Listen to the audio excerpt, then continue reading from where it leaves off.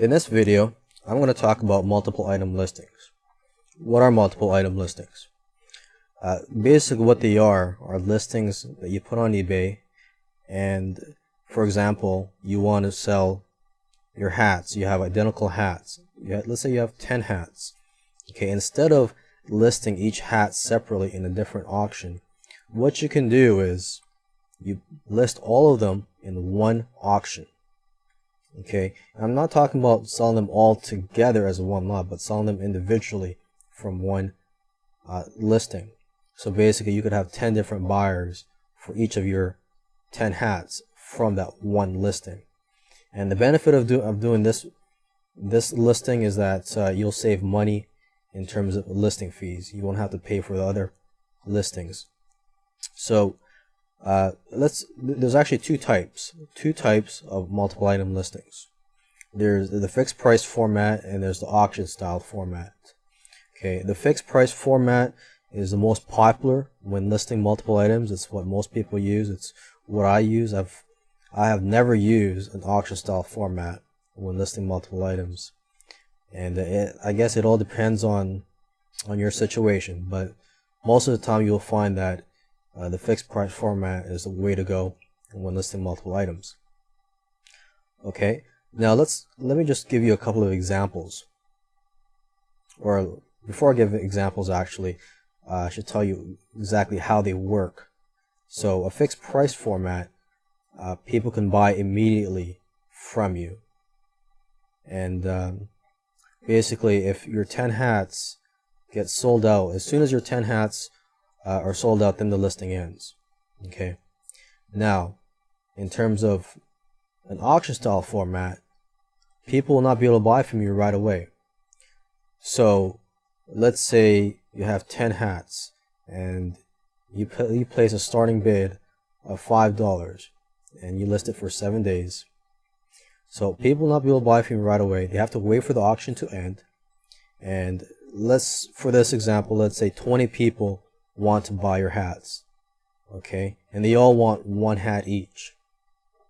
So obviously the 10 highest winning bidders will be able to buy your hats. Okay, at the end of the auction, now this is where it gets confusing actually for some people. At the end of the auction, the price determined, like what price are the winning bidders going to be able to buy your hat for. And it's not the highest winning bid, it's actually the lowest winning bid. So let's say the highest winning bid was $19. Well, even though that person is going to be able to buy your hat, he's not going to buy it for $19. Okay, let's say out of the 10 highest winning bidders, the lowest winning bid was $11. Okay, $11 will be the price that people will be able to buy your hat for. So each of the 10 highest winning bidders will be able to buy your hat for $11. Okay, so that's the way it works. I know it's a little confusing for some people and it may take a little while for you to get used to. If you're ever confused about this topic, just go to the help pages of eBay and just type in multiple items or multiple item listings. Now let's take a look at an example. Okay, so looking at this page, which is a page I've been using throughout this video series for antiques, the first listing is actually a fixed price listing for multiple items. So let's just click on this just to get an idea of what it looks like.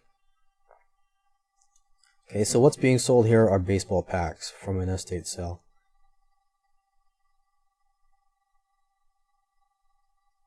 Three days left. Okay, there's 9 available packs left. 62 have been sold. And you can see the history here by clicking on this link. The buy now price is $14.95. And if you want to buy now, you just click on the buy it now button. And you'll be brought to this page if you want to buy it. And you could also enter the amount or the number of items or number of baseball packs you want to buy. Okay, so I'm just going to go back.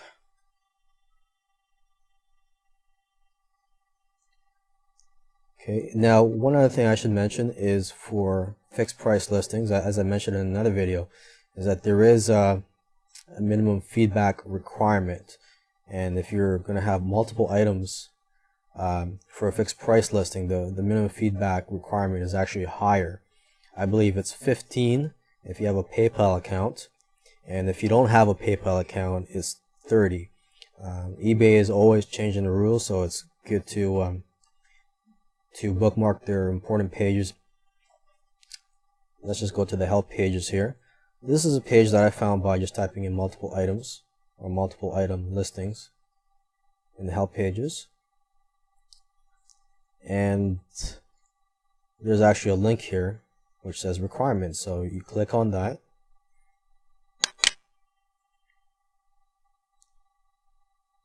And yes, it does say that you need a minimum feedback score of 15. And there's also some other requirements. And you could also bypass it by actually verifying yourself, I believe.